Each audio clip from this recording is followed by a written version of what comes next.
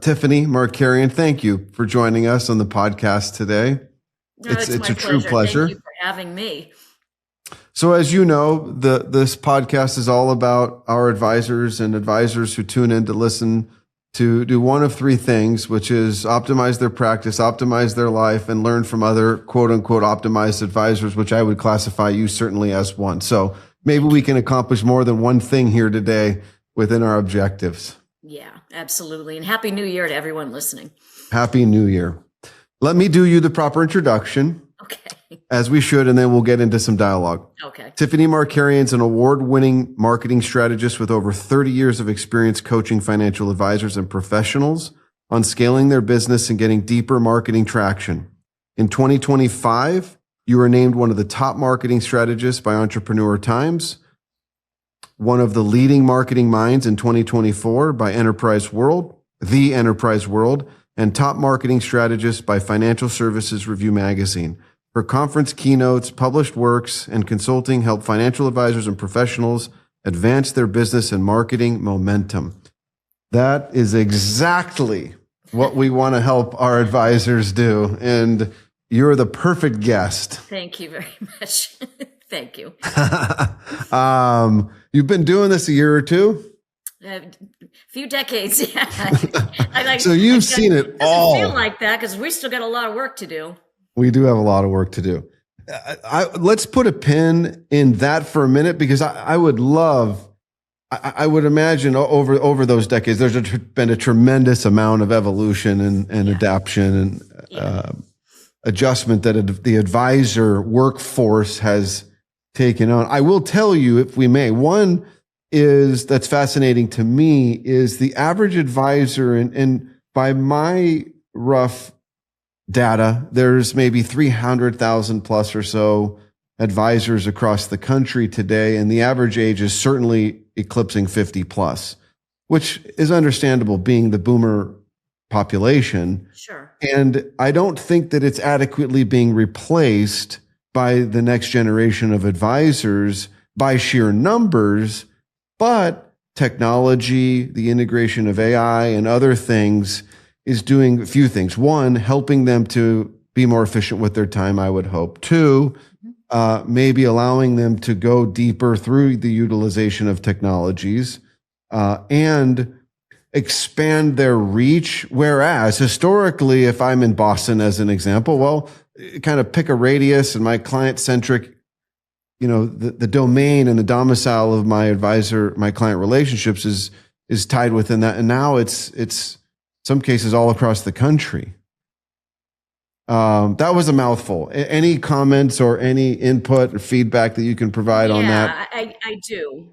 Look, for a lot of advisors, tech has become their infrastructure now. And there was a lot of commentary about, the solo advisor is, on its way out. It's actually not, when you have the infrastructure to be able to help support you. However, that being said, yes, tech can give you reach. But there is a combination here that I think advisors have seemed to forget, is just because digital marketing, let's just use that one as an example, allows you to reach thousands of people with one click, doesn't mean those people are going to be qualified, doesn't mean that those people are waiting with bated breath for you to land in their inbox or their DMs. So what happens is advisors are trying many things as a way to make marketing efficient. It's not always translating into more qualified prospective clients. Mm-hmm. A lot of advisors are spinning their wheels and their money, hoping to get some traction, when in reality, the tech, AI, different tools is meant to make your back office more efficient so you could be more client forward facing. And that's what seems to be lost, is that they think that tech is replacing the marketing and the networking and some of the boots on the ground to build relationships. Look, it's fantastic, but it can't be only passive. Totally agree with that. And that's some great insight. It's also, one of the takeaways regarding the social media marketing strategy is like, more isn't always better. You still need to identify your ideal client profile. And the more narrow, the more niche or specific you can get, is probably a better way to put it, the more successful you're going to be. Well, I'll say it one other way. There's a lot of advisors pumping out content. and pushing out content and paying marketing agencies to build content for them. I don't have a problem with that, but it's a post and hope strategy, and hope is not a plan. They hope people will read it. They hope people will share it. I would rather see advisors build really good content and get picked up. So this is sort of the definition of what an influencer strategy means. You don't always have to be the influencer. I like to think of influencers as like pro baseball. Maybe 1% are going to make it to the pros. Can we utilize influencers who might want content on their podcast? Do you have to build your own? Do you have to keep pumping out articles on your own platform and hoping someone sees it?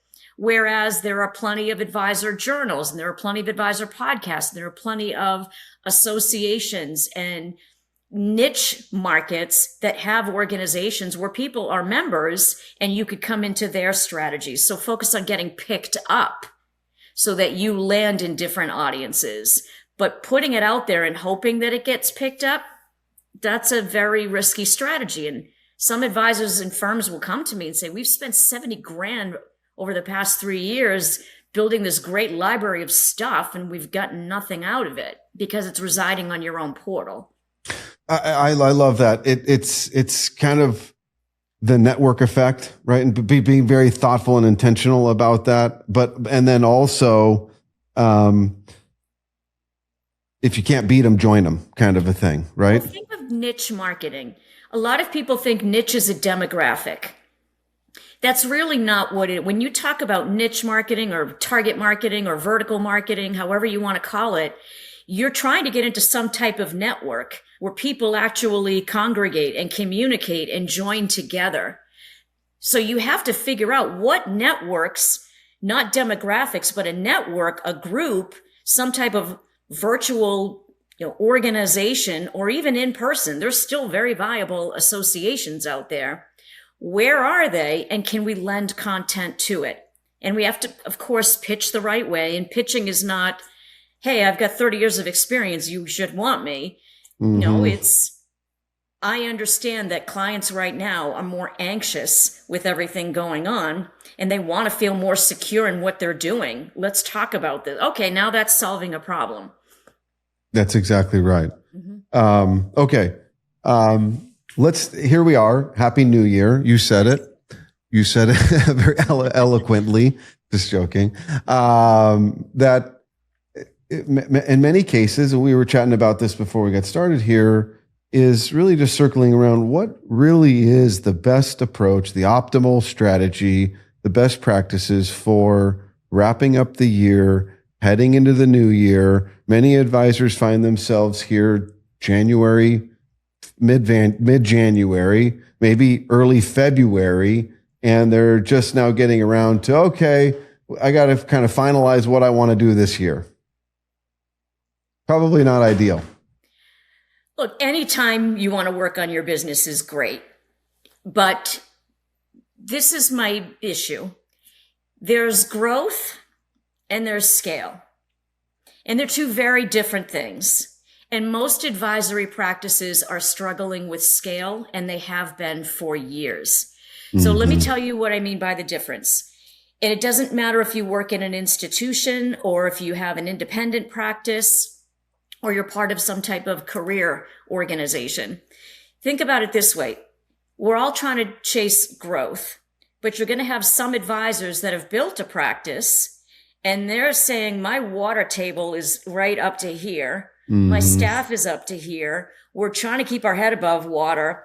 Don't anybody make any waves. So it's not growth that they're necessarily after. It's make my day-to-day better so I can get more out of what we're already doing. That's what scale is. Scale is optimizing your business so that you could take on other things.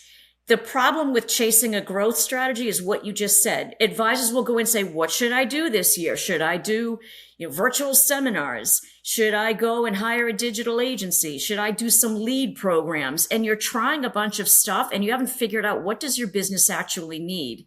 You really need to look at the scale of your business. Frankly, I'd ask your staff more than I would ask you if I'm an advisor, because they're the ones running the back end. And we have to say to ourselves, whatever growth strategy we're going to do, does it mean that our next client is going to be more profitable than the one that we had before? Are our next 10 or 20 clients going to be more profitable than we were before? Because the longer you're in this business and the more your practice grows, you're going to have the earlier clients you brought on that maybe let's just tell the truth, we bought that business in the beginning. Either we took on a fee to get the client, and since then, our ideal client maybe has grown, but we haven't really changed the service model. And that's where we get stuck with the whole growth. We're stuck in day to day because we're trying to service all of our tiers. It's like, how do we get more out of this thing? Do I hire more people, right? Do I go and try to see if lead generation will help? And then we spend so much time qualifying these leads, it just falls flat. So to your point, what do we do this year?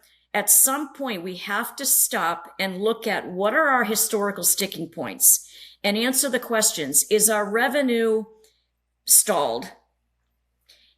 Is our staff doing a good job and revenues are stable, but we're all kind of like the world is on fire every day trying to run this thing and service this thing? That's not a growth strategy. At some point, the advisor's going to say, we probably could bring on 4 more clients a month, but we're afraid to onboard them because I don't know if we could do it efficiently. Right. And this is, I think, if you ask advisors to tell the truth, a lot of advisors are going to be in that place. Or they think things are great. Their staff is going to be like, yeah, we're in that place. How often do you find to that end that if you double click on that and you ask an advisor, have you really gone through the who does what process within your firm? And do you have you developed an organizational chart? Are there insights that you can share with what's really going on there? How often is that commonplace or lack thereof? And I would think absolutely a commonplace when it's a team-based situation and you have more than one staff person. Yes. Because that's when I said the world is on fire.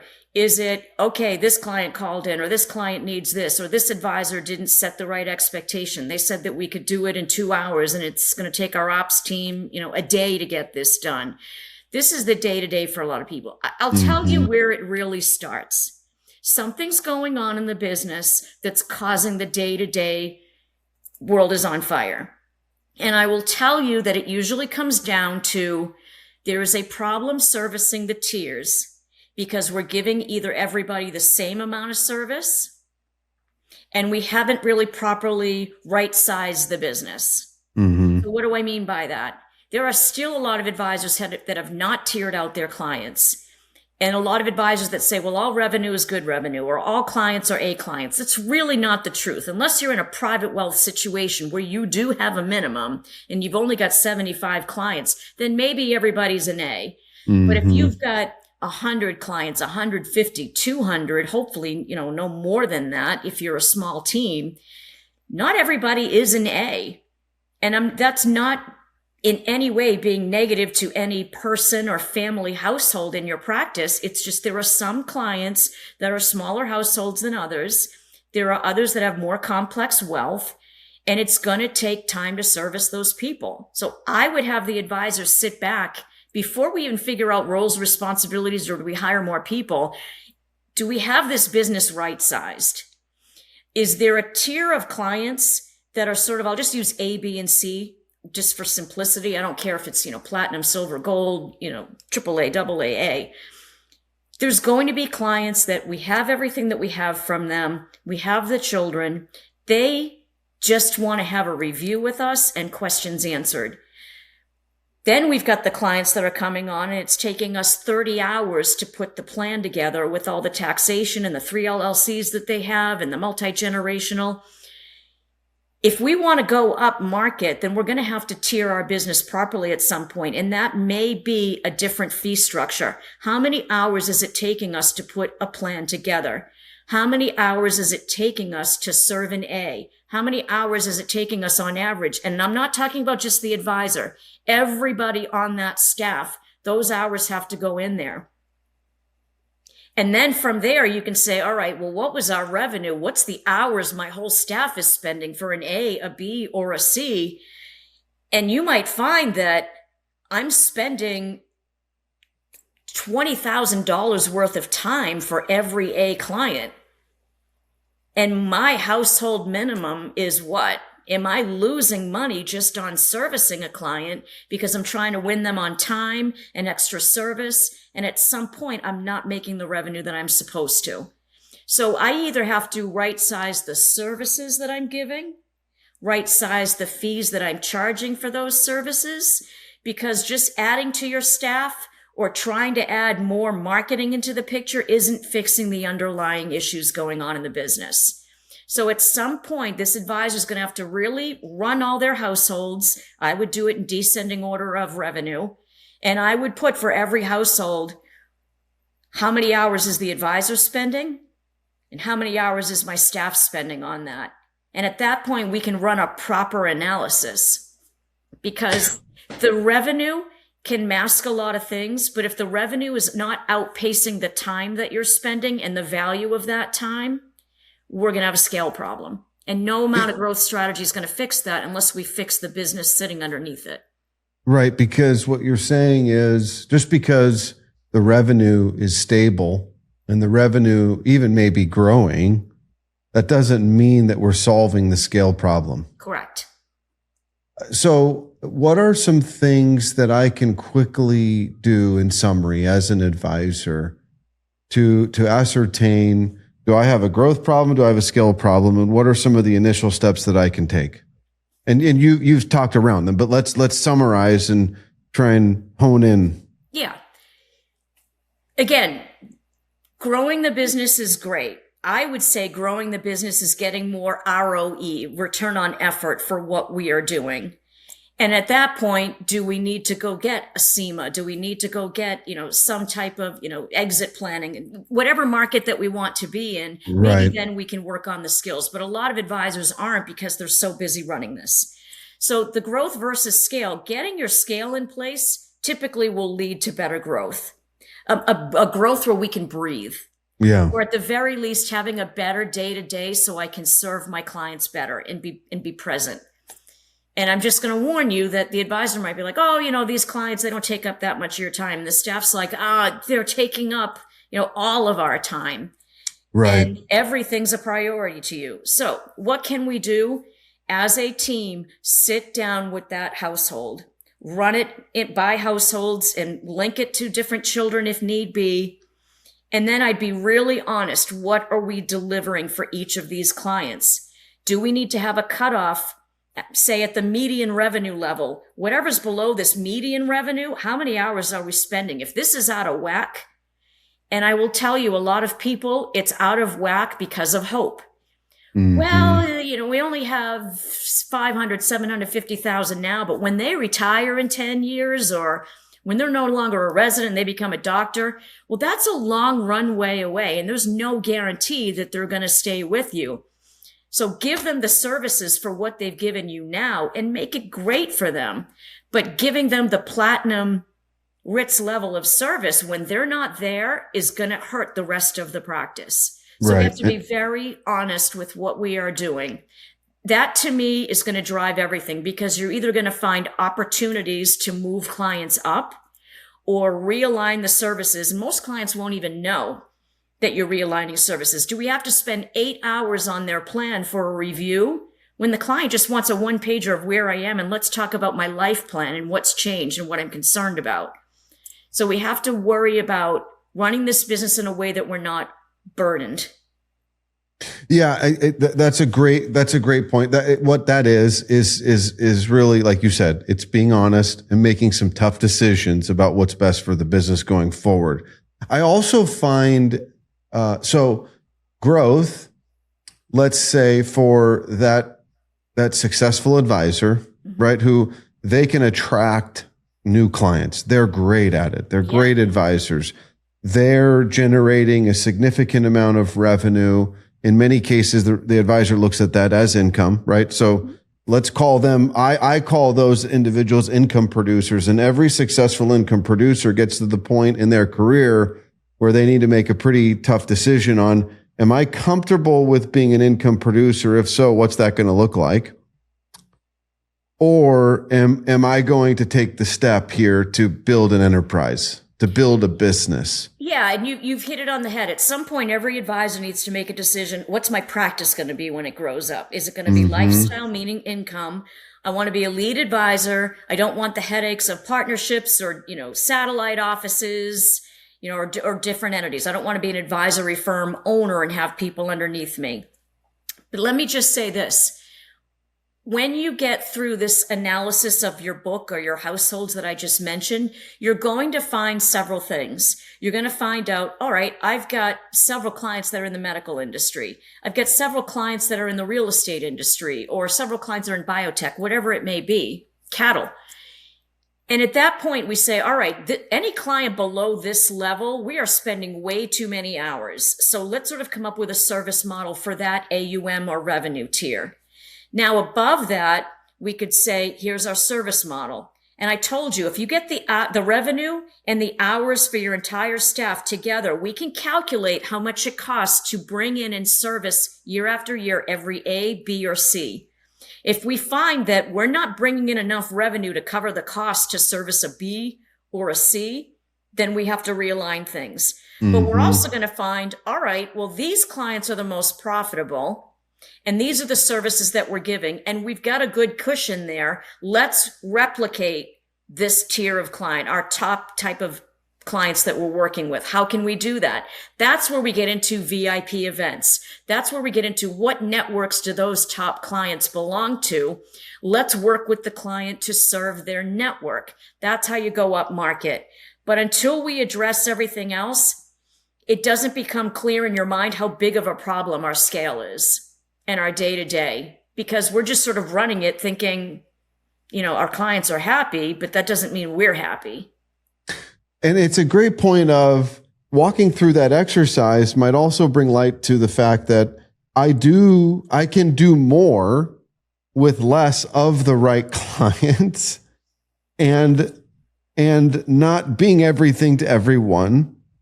The service model analysis makes great sense to help really identify what is the return on what we are providing. And beyond that, the other, I think, challenging exercise for an advisor to ultimately go through is being at peace with the fact that I like the idea that I still have control and autonomy and independence in my life. And I don't necessarily want to build this big enterprise and scale and hire a bunch of people and do all these other things. Both are okay. Be a great advisor. I just want to serve my clients well and make them happy.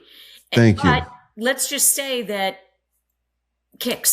it's costing you 15 grand a year in time to service an A client. And you're making 20,000. Okay, you've got a good spread. Let's say it's costing you 12,000 to service a B. You're only making 8. I'm losing 4,000 in time on my Bs. You see where I'm going? So it's right. At this point, we need to look at minimums in the practice. And if you've been in this business long enough, you have earned the right to have a minimum. You said it yourself. There's over 300,000, advisors in different institutional affiliations. There's someone to serve everybody. But a lot of us are like, I just want to work with anybody who wants to take positive action. And that's great. But is your business able to support that? And if you want to do that, that's great. You just maybe have to hire more people. So you're going to have more overhead. Right. And that if you're at peace with that, that's fine. But if you're not at peace with the ROE from what you're spending and your staff is not at peace, then we do need to look at things. So I'm not saying in any way, get rid of your lower tier. I didn't say that. I didn't say, increase your minimums, although that may be a cause. A decision that you make, yeah. We need to make some decisions on what we're giving, how much time we're spending on it. Do we need to incorporate more tech to make things more efficient? And at that point, once you look at your book and you find, wait a minute, we've got a high concentration of medical or a high concentration of construction or engineers in our book, we might have answered where our niche markets are instead of going after something we have no experience in and chasing artificial revenue. Let's go with networks we didn't even know we had and replicate our top clients. Yeah, I mean, you spoke to a few of them directly. Of one is maybe we need to tier the service model based on the relationship and revenue that's being generated from client. Absolutely do that. That's one thing advisors should do that I would say help with scale, right? Yeah. The other one is do a real internal analysis of who's doing what and the time that's being spent on various tasks and what holes exist in your organization that need to be filled with other personnel. Right. If you're spending 8 hours redoing a plan every year for a client who's had the same goals for years, we just saved 8 hours for each client, and the client doesn't want to sit on a Zoom and watch you go through a 20-page PDF. Right. That's exhausting. They want to know what's changed in your life. Are these the same goals that we're going after? Let's see where we stand now against your plan, not just what's your account doing. So I'll just say this in sum. If you do a proper look at your business with a fresh set of eyes and look at the right metrics, a lot of questions will be answered. And then it's not, let's try this, let's try this, let's try this, which puts us in a tailspin.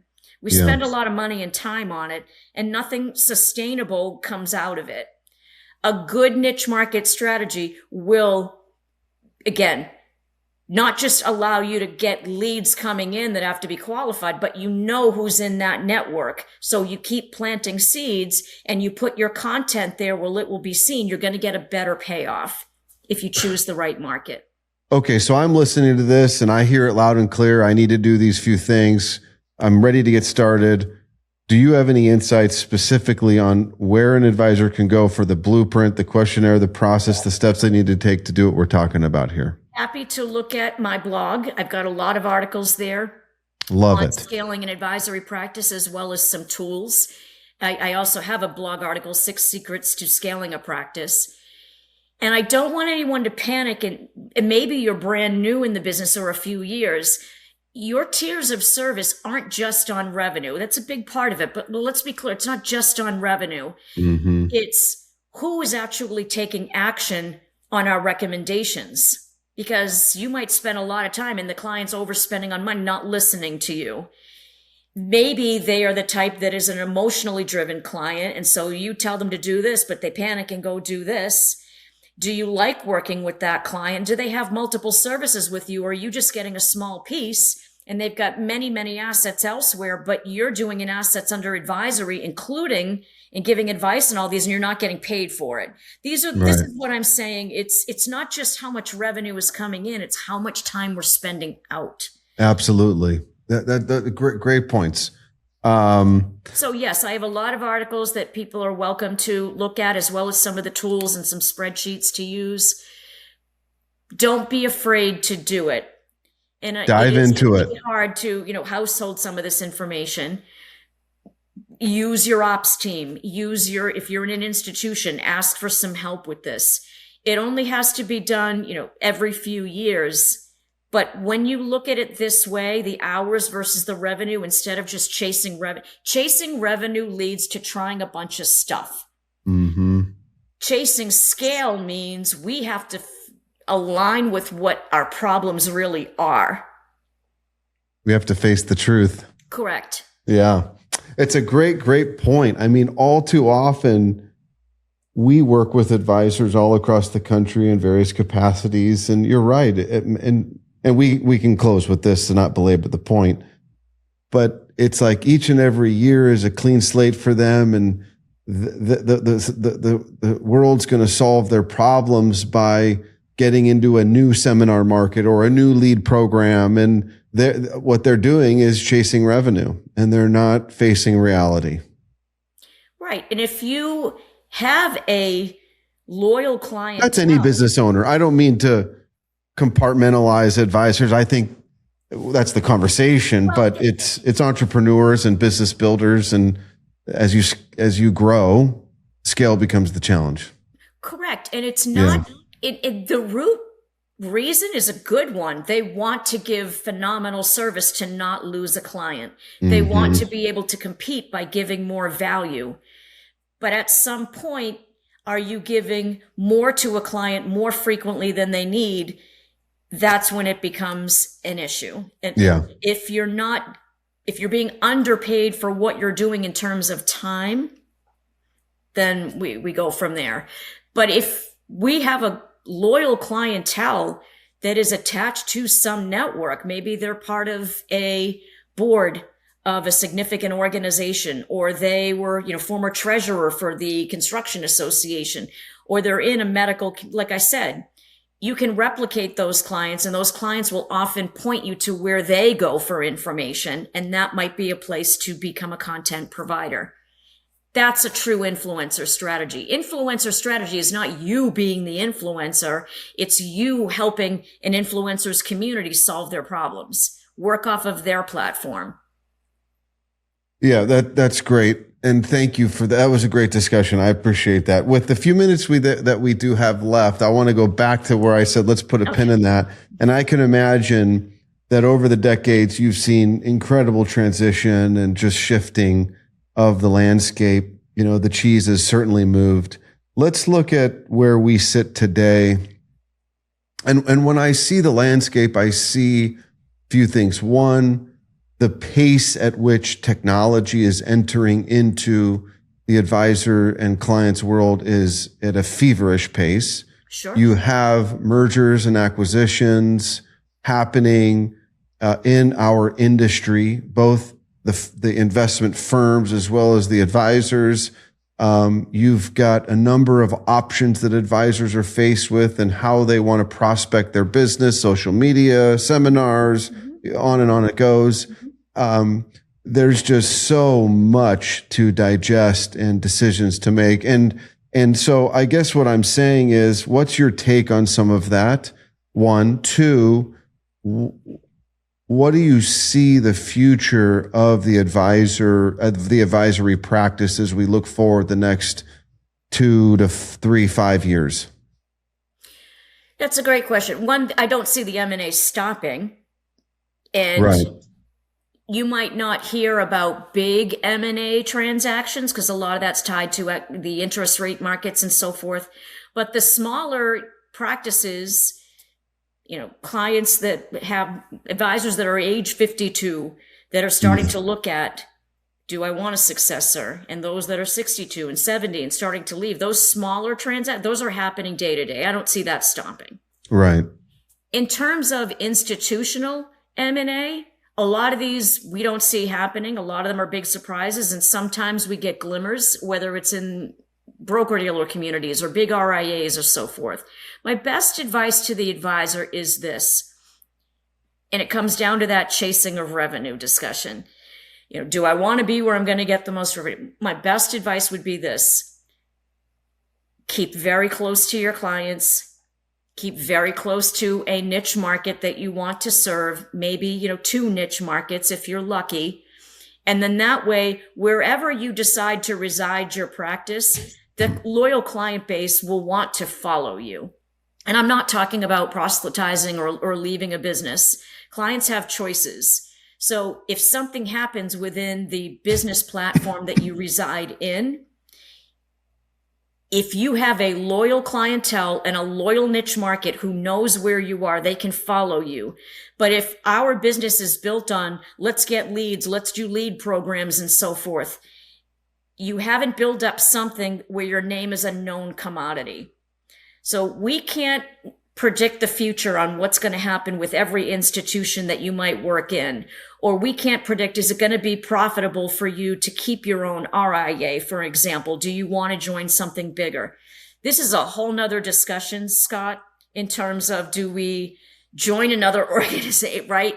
Because What if we join an organization and we do all the due diligence and then they decide to merge with somebody else? Right. What if we decide, okay, I want to align myself with this organization. They're going to pay me the most, but I didn't do the due diligence with, does my CRM actually integrate? Did I just talk to the partners who want to recruit me, or did I talk to their ops team to make sure everything? So I would just say this, focus on the clientele that you want to serve. choose a good niche market where the seeds that you plant will get you deeper into that industry or that community or that faith-based organization.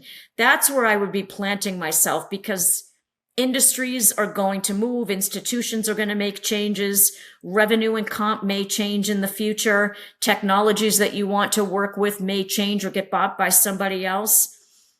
Just stay true to what's the business that I want to run, and do I have a clear path so that I'll constantly, any seeds that I plant in this marketing strategy are going to keep building my name in that community. And I would add to that as well, it's also more about, well, consumers, let's call it that, clients are demanding more from the advisor beyond you're doing one, or our relationship is singular or dual in terms of what you're providing for investment advice, income planning advice. Clients have progressed to where they're expecting estate planning, tax planning, insurance planning. Yes. So also broadening the relationship and the services that you're also providing your clients. Absolutely. And that doesn't mean that you have to be the end all be all expert, but have you built a practice where you have resources to bring the client to who actually communicate with you, whether that's a life insurance resource, whether that's an estate planning resource or a property and casualty. But if I have scale in my business, then I can constantly be improving my skills and knowledge and spending time, right, working on these skills, because my practice is being run much more efficiently. But I think too many advisors are trying to do it all themselves. Right. And that's, again, where it gets stuck. Yeah.